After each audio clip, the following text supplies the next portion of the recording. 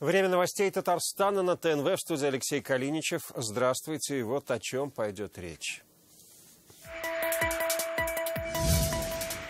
Время подводить итоги.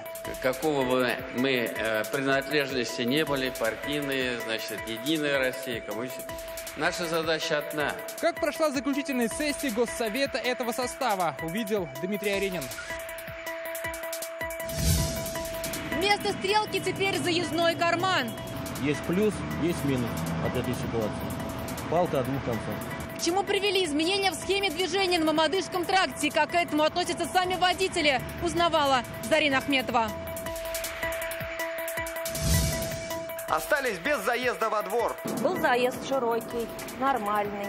Сейчас заделали этот заезд. Нам приходится ехать в объезд через соседний двор. Кто несет ответственность и почему жильцы не могут подъехать к дому, знает Ленар Гинатуллин. Вечная музыка. Каким-то новым способом донести его до современного слушателя. В Казани старинные пластинки оцифровали на новые носители. Как эпоха звучит сегодня, услышал и Рамиль Шайдуллин.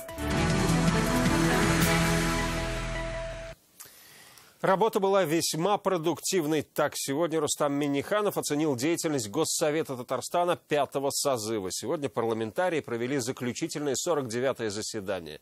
На сессии по большей части подводили итоги прошедших 5 лет. За это время депутаты рассмотрели без малого 2000 вопросов, приняли 600 законов. Многие решения имели социальную направленность и регламентировали меры господдержки для различных категорий граждан. Что стало своего рода дембельским аккордом депутатов и чему теперь могут радоваться садоводы республики, расскажет Дмитрий Аренин.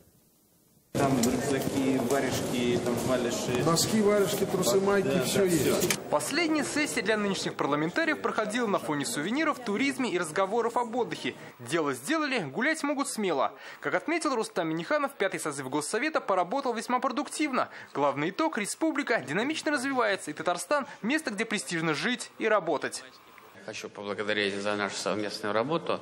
Еще раз говорю, какого бы мы принадлежности не были, партийные, значит, Единая Россия, коммунистическая, наша задача одна. Мы можем где-то спорить, а в целом все наши помыслы сделать нашу республику еще лучше. Как отмечали, своевременные законы помогали росту экономики, модернизации социалки и развитию культуры. Так, за прошедшие 5 лет по соципотеке построили почти 35 тысяч квартир, отремонтировали более 4000 жилых домов, 200 поликлиник и 700 школ и садиков. Наш девиз, мы его поддерживали всегда и поддерживаем сегодня, придерживаемся триединой формулы: авторитетный президент, сильный парламент, эффективное правительство. На долю депутатов выпало и немало непростых вопросов. Как вспоминали, особенно жаркие дискуссии велись по поводу преподавания языков. Главное, удалось сохранить межнациональный мир. Прокуратура, надеюсь, поймет, что это крайне важная задача. Не просто слово в слово, букву в букву переписывать федеральный закон. Потому что учителя очень ранимые люди. После этих всех процедур Баков знает, сколько людей осталось без работы, сколько людей разочаровались во всех этих делах. Сейчас перепись начнется, еще там начнем по предложению Тишкова, коллеги Валерия Александровича, переписывать муж татарин, жена русская, там наоборот, дважды подписывать, трижды заверять. Мы начнем раскалывать наши семьи. Уже до этого дойдем, наверное, перепись. Боюсь, что, но мы свои предложения передали туда. Предложение парламентариев республики сегодня отправилось и в Госдуму. Садоводам хотят дать еще 2 года на оформление всех документов, связанных с добычей воды из колодцев. В республике же уже решено учредить новый праздник. 1-ю субботу сентября – День садовода. Учреждение нового праздника «День садовода» станет еще одним вкладом в развитие садоводческого движения, сохранение традиций садоводства Республики Татарстан и дополнительной консолидации нашего общества. Консолидированные решения будут искать и в теме обращения отходов и строительства для этого инфраструктуры. Экоактивисты предлагали вынести этот вопрос на референдум. Однако, как сегодня стало понятно в ходе дискуссии, инициатива сыровата. С этим полагаем, что предлагаемый для вынесения на референдум Республики Татарстан вопрос не соответствует требованиям статьи 12 Федерального закона номер 67 ФЗ. На будущее депутатам предстоит помогать в законодательном воплощении национальных проектов. В республике уже утверждены 47 региональных программ. При всех дискуссиях завершили заключительную сессию на примирительной ноте. Как бы мы ни спорили, как бы ни выступали, уважаемые товарищи, мы в одной лодке. Удовлетворение есть у всех. Я бы поставила, может быть, не 5, но твердую 4 можно поставить нашему парламенту. На этом работа парламента этого состава окончена. В следующий раз сюда на заседание придут уже депутаты нового 6-го созыва. Кто это будет, предстоит решить татарстанцам на выборах 8 сентября. Дмитрий Орегин, Рамзиль Гарипов, ТНВ, Казань. 4 дома сдадут до конца года. Власти республики сейчас решают вопрос обманутых дольщиков ЖК «Эшлек», что под Казанью. Напомним, жители поселка Куйки Пестричинского района должны были справить новоселье в новом доме еще 3 года назад по программе «Жилье для российской семьи». Однако в доме до сих пор ни газа, ни света, ни воды, а главное, глава компании-подрядчика арестован. Дождутся ли дольщики новоселья? Ситуацию прокомментировали в Казанском Кремле. Мы следим за этой ситуацией. Правительство совместно с Республиканским фондом поддержки пострадавших от действий недобросовестных застройщиков ведет работу по организации завершения строительства 4 домов высокой степени готовности. Это дом номер 1, номер 2, номер 3, номер 4. Совместно с ГИСУ разработан механизм строительства инженерных сетей к домам за счет средств республиканского бюджета. И сегодня же в Казанском Кремле прокомментировали вопрос по учителям, которые отговаривают детей поступать в 10 классы или вовсе отказывают в приеме. В связи с жалобами татарстанцев прокуратура начала массовую проверку школ.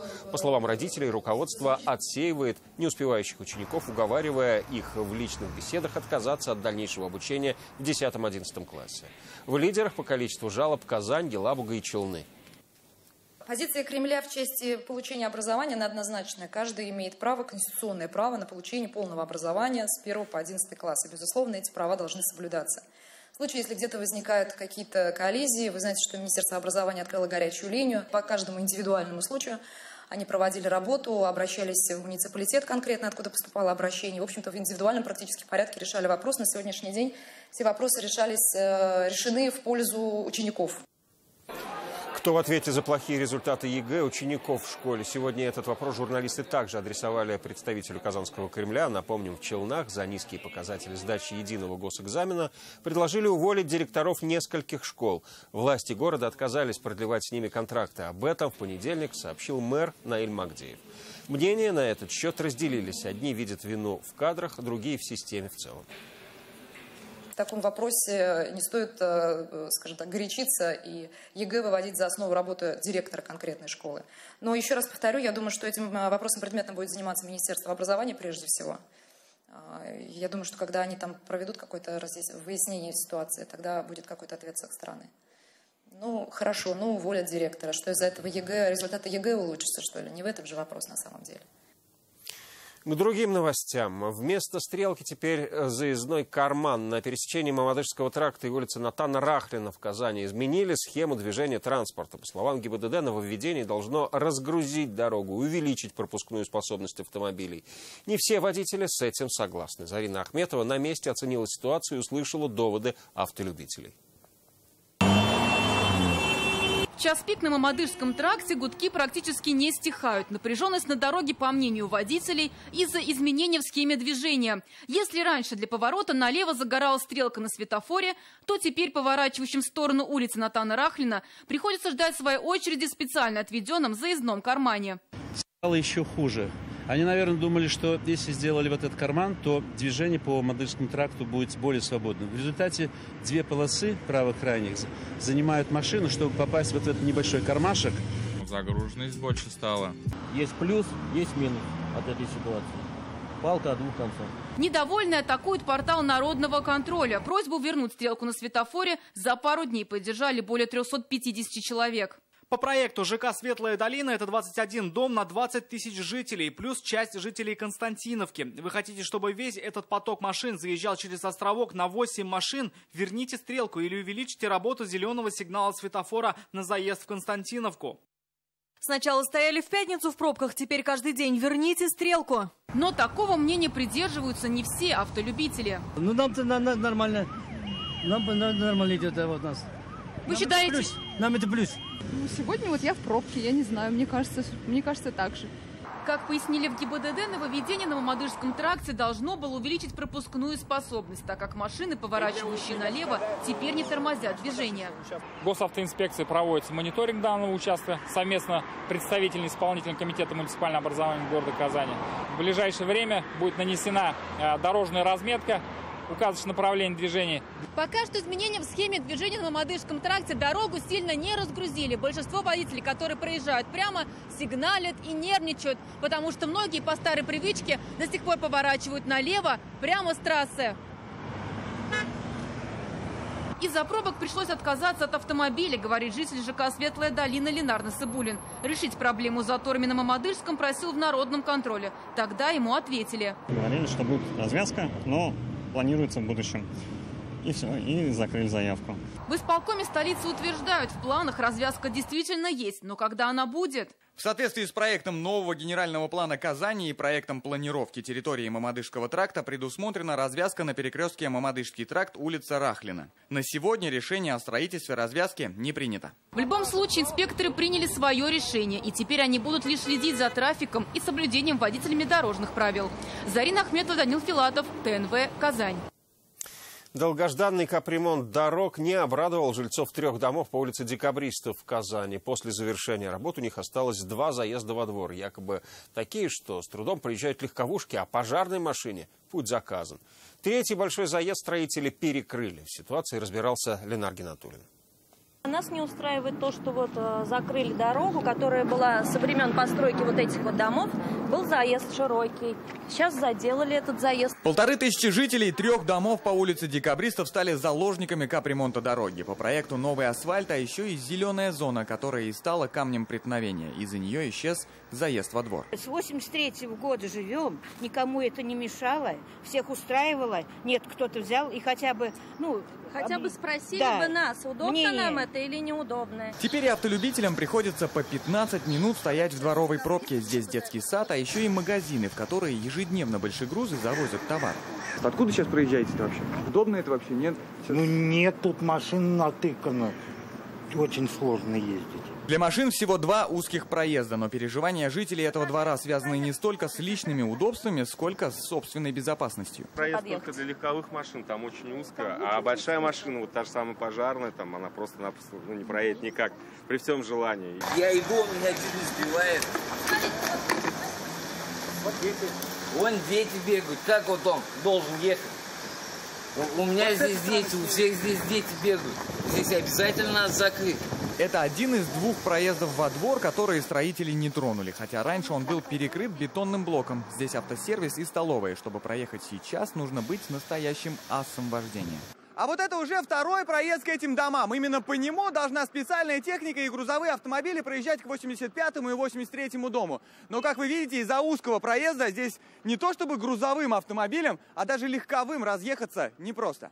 Почему этот двор оставили без основного проезда? За ответом обратились в администрацию Московского и Кировского районов. Пока нам готовили официальный ответ, мы спросили в местной управляющей компании, знают ли они о проблеме. Жители обращались и обращаются по программе асфальтировки. В момент, когда у них есть необходимость, мы им корректно отвечаем, что за эту программу как таковую управляющая компания прямой ответственности не несет. Кто же тогда несет ответственность и в чем причина закрытия основного проезда во двор? Перекрытие проезда связано с тем, что вдоль указанного дома проложен магистральный тепловод. Сети теплоснабжения имеют охранную зону, а строительство проезда в охранной зоне запрещено действующим законодательством. Жильцы двора на Декабристов в недоумении. Почему же 35 лет, что существовал проезд по этому теплопроводу, никто на него не обращал внимания? Ленар Гинатуллин, Ренат Сафин, ТНВ, Казань. Жильцы домов на Декабристов в Казани о своей проблеме нам сообщили на редакционный WhatsApp. Его номер 8 987 420 0101. Сообщения принимаем круглосуточно. Ваши новости, присланные фото и видео могут стать репортажами наших выпусков. Дело о защите чести и деловой репутации сегодня в арбитражном суде вынесли решение по иску компании, добывающей ископаемые на карьере, к своему бывшему субподрядчику. Он утверждает, добыча ведется без лицензии и разрешения на работы. Истец уверен, все дело в нежелании выплачивать средства за убытки. На чьей стороне оказалась Фемида, узнаем далее. Вот он, тот самый карьер, который стал яблоком раздора между двумя фирмами. Добытчик сырья, компания «Росагрокорпорация», в 2017 году заключила договор со строительной фирмой «Контракт» на аренду спецтехники. Но спустя 5 месяцев одна из установок сломалась, и собственник карьера понес убытки. Решением суда субподрядчик должен выплатить 29 миллионов рублей в качестве упущенной выгоды. Но с таким решением «Контракт» не согласен. Он обвиняет истца в различных нарушениях. Об этом мы рассказывали еще в июне. Данные действия ответчика направлены на дестабилизацию нашей работы, направлены на то, чтобы не исполнять принятое судом решение суда о взыскании с него довольно-таки большой суммы, порядка 29 миллионов рублей. Согласно иску, компания «Контракт» порочит честь и деловую репутацию Росагрокорпорации. Сегодня очередное заседание. Владелец карьера предоставил суду ходатайство на проведение лингвистической экспертизы обращений и писем ответчика. Является ли сведения, которые он распространяет в своих обращениях и в средствах массовой информации, являются ли такие сведения порочащими нашу честь и деловую репутацию? Суд ходатайство Росагрокорпорации отклонил. На заседании выступили представители третьей стороны – МВД и Россельхознадзора. По обращению МСК «Контракт» в отношении общества Росагрокорпорации ни одного административного дела не возбуждено. Свое мнение стороны высказали. Суд принял решение иск компании Росагрокорпорации отклонить. Мы все доводы свои указали в отзыве, но суд ознакомился с материалами делами и решил отказать в иске. Полностью поддерживаем. Будем смотреть в решении суда, почему отказал, и, соответственно, скорее всего, обжаловать. А значит, окончательная точка в деле еще не поставлена, и оно, по всей видимости, будет иметь продолжение. Ради Фархулин, Зарина Ахметова, Игорь Романов, ТНВ «Казань». Вы смотрите новости Татарстана, и вот о чем далее. Вечная музыка. Каким-то новым способом донести его до современного слушателя. В Казани старинные пластинки оцифровали на новые носители. Как эпоха звучит сегодня, услышал Ирамиль Шайдуллин. В ритме гребли.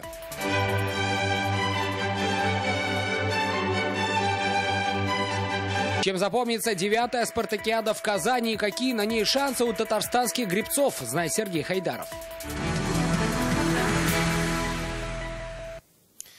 Генконсул Турции в Казани покидает свой пост. О своем уходе Ахмед Садык Даган объявил сегодня на пресс-конференции. На встрече с журналистами он подвел итоги работы в республике. Генконсул отметил, что Татарстан и Турция – важные торгово-экономические партнеры. Товарооборот достиг 314 миллионов долларов. Турцию посетили 220 тысяч жителей республики. Напомним, Ахмед Садык Даган занимал пост генконсула в Казани с января прошлого года. Имя преемника станет известно к концу лета. Важность Татарстана для нас заключается в тесных культурно-исторических связях. Наши отношения с Татарстаном как с субъектом Российской Федерации вносят важный вклад в развитие отношений России и Турции в целом. В тени предшественника, почему Анкара отозвала дипломата из Татарстана, читайте в интернет-газете «Реальное время». Летние лагеря Татарстана ждет инфраструктурная революция. Трехлетнюю программу на 7 миллиардов рублей в прошлом году утвердил Рустам Минниханов. Причем покраской стен и заменой полов не ограничатся. Изменения будут зависеть от профиля лагеря. Но нынешний советский быт не мешает детям отдыхать. Спартанские условия или куда лучше? Ответ искала Алия Хайрудинова. Вот так я должен заправлять свою кровать каждый день. Эмилю 11. С гордостью показывает аккуратно сложенные в шкаф вещи. В спортивном лагере «Экран» впервые. Почет тут не только тренировкам, но и дисциплине. Лагерь хороший, интересный. Тут нас вкусно кормят. Сегодня самый вкусный борщ будет со свежей капусты. Рабочий день повара тут начинается в 4 утра. Съедают все и даже просят добавку. Улыбка детей, благодарность их нет. И все время приходится за добавку. Это, наверное, самое главное. Здесь дзюдоисты, футболисты, легкоатлеты и даже хрупкие девочки становятся крепкими орешками. Режим прекрасный.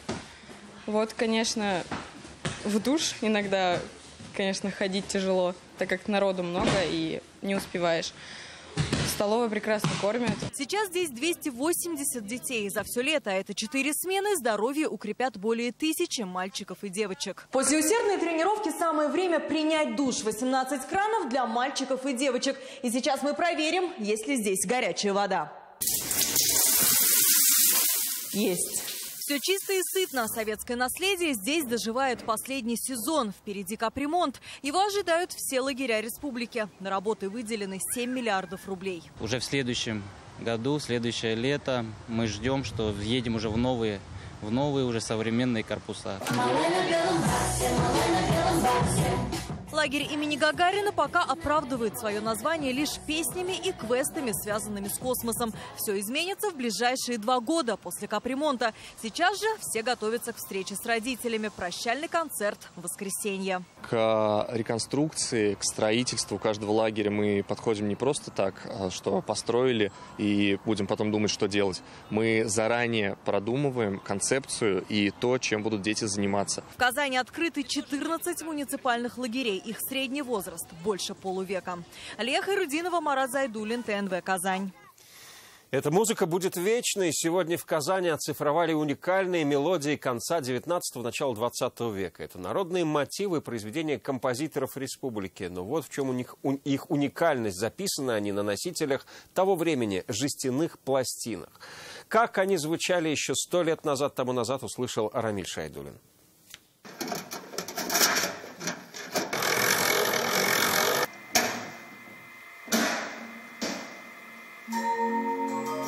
Виток, второй, круг за кругом комнату заливает музыкой начала прошлого века. «Тафтиляу айбылбылым». Сегодня эти песни называют классикой, но тогда они только становились хитами. Хитами нашего времени эти песни хотят сделать казанские музыканты, переводя этот звук в цифровой. Мы хотим сделать некий эксперимент, попробовать записать сборник, в котором будет соседствовать оригинал, и следом за оригиналом интерпретация этой же мелодии современного электронного музыканта, композитора или аранжировщика. Примечательно то, как записана эта музыка, ведь это не звук как таковой, а последовательность отверстий, которые играют роль ноты, когда оно одно, или аккордов, если их несколько. Стоило им попасть на зубчики, и начиналась музыка.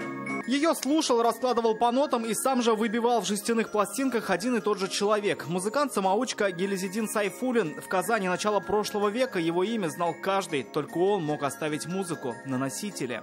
Колоссальный был сделан им самим пластинок. Тираж, вот я не знаю, хотелось бы проверить, 1 миллион.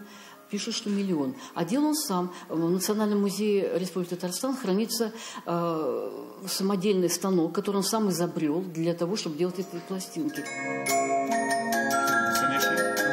Они пережили эпохи, но до сих пор готовы к свежим экспериментам. Музыкантам осталось оцифровать еще около 300 пластинок, чтобы потом представить миксы прошлого с музыкой настоящего. Рамиль Шайдуллин, Ренат Сафин, ТНВ, Казань. Гонки в лодках или танцы на воде. Сегодня в Казани стартовала всероссийская спартакиада по гребным видам спорта. Карелия, Крым, Москва, Санкт-Петербург. Чтобы выявить самых быстрых и сильных, в столицу приехали более 400 школьников из 22 регионов страны. С гребцами пообщался Сергей Хайдаров. Если вы думаете, что академическая гребля – это так просто взял и пошел по воде, то вы серьезно ошибаетесь, потому что спортсмены начинают готовить свои лодки еще задолго до начала соревнований. Это достаточно долгий и трудоемкий процесс. Весла готовы, в самой лодке все на месте, можно отплывать. Кстати, именно в этот момент спортсмены чаще переворачиваются. Был мой косяк, и, получается, я не до конца закрутил валек. И весло вылетело, и мы полетели. Тем временем на среднем кабане эмоции зашкаливают. На берегу спортсменов подгоняют болельщики, а вот у гребцов в голове одно – такт и ритм. В этом смысле они как музыканты.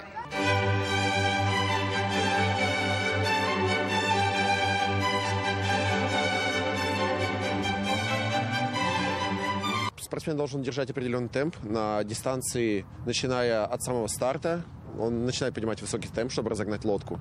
Потом держать равномерно. Дистанция для гребцов комфортная. 1,5 километра. Кто победит, непонятно. До самого финиша на Казанскую воду выйдут 400 спортсменов из 22 регионов страны. Татарстан представлен внушительной командой. 26 гребцов. Цели побеждать, хотя бы заезжать в призы. Этот год мы очень так конкретно готовились к этим соревнованиям, ездили в разные города. Соревноваться гребцы на водной глади кабана будут до 13 июля. Кстати, для болельщиков вход бесплатный. Сергей Хайдаров, Марат Зайдуллин, ТНВ, Казань. Музыкальные четверги начинаются в Казани. Речь о фестивале «Джаз в Кремле» в Пушечном дворе. За 2 месяца пройдет сразу 7 концертов. И первый из них идет в эти минуты. На сцене джаз-соул, певец, гитарист Куин Дево. Сейчас в Кремле работает и наш корреспондент Салават Мухаммадулин. Салават, добрый вечер. Чем в этом году удивляет джазовый Open Air?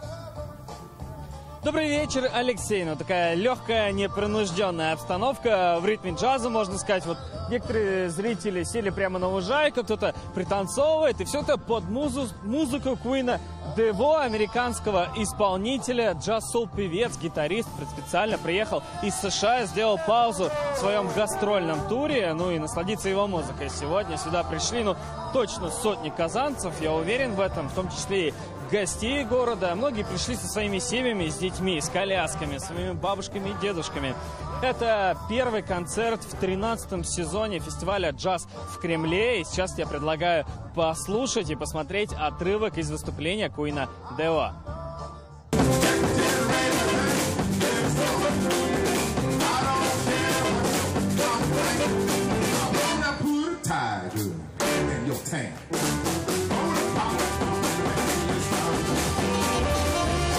По джазу в Кремле зрители, казанцы, явно скучали. Вот никак никто не усядется. Все ищут себе место поближе к сцене, можно сказать. Ну и вообще, впереди нас ждет еще 6 концертов. 5 из них по четвергам до 22 августа. Один пройдет 6 августа во вторник. Ну а на сцене мы ждем исполнителей из Америки, из Германии, из, конечно, России. Ждем и Андрея Макаревича, кстати. Ну а что касается самой музыки, то самые разные направления. Это и мейнстрим, и босанова. В общем, на любой вкус и цвет. Приходи и слушай, что называется. И давайте сейчас послушаем Ольгу Скепнер, вокалистку, бессменного автора фестиваля. В этом году Вадим Несиловский к нам приезжает. Это мировые имена в области джазовой и импровизационной музыки. Поэтому, я ждала их долго. В этом году это будет дуэт Аркадий Шелклопер и Вадим Несиловский. Это будет большой юбилейный концерт Евгения Барца. Будет заявлено множество артистов, актеров кино, музыкантов. Даниил Спиваковский, Андрей Макаревич, Леван Ламидзе. Масса имен. Сергей Манукян, я сейчас могу кого-то забыть, может быть. Действительно, сегодня волнуюсь, потому что для меня каждый фестиваль – это все с самого начала. Все как в первый раз.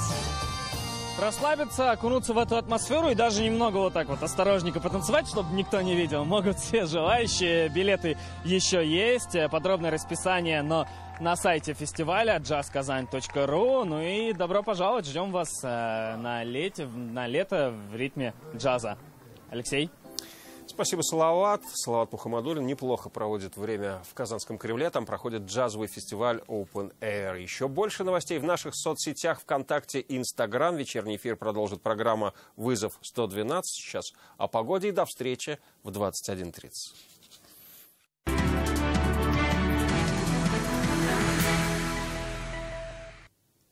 Добрый вечер. Новости спорта на ТНВ, в студии Алмаз Гафиятов. Еще 2 медали в общую копилку. В последний плавательный день на универсиаде Куимов и Тарасевич завоевали серебро в комбинированной эстафете 4 по 100 метров и триумфально завершили свое выступление. На двоих теперь у Егора и Григория 6 наград.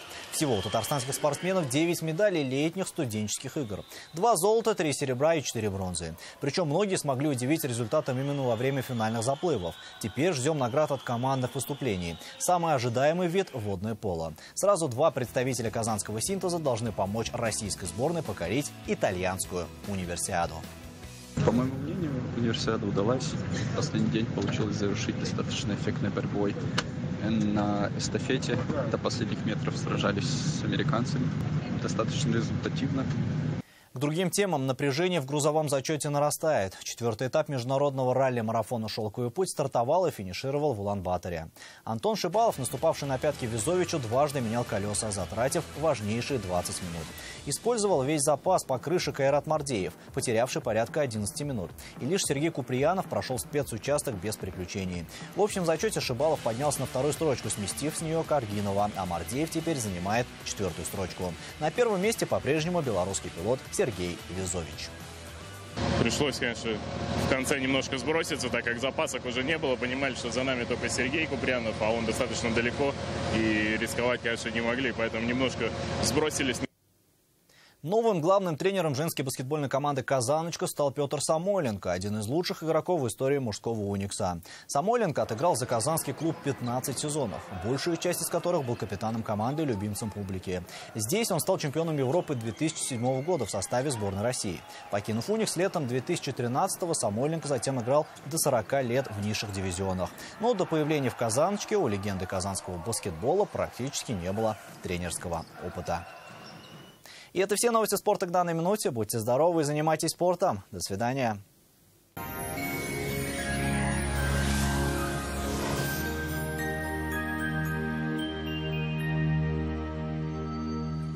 Здравствуйте. О погоде после полезной информации.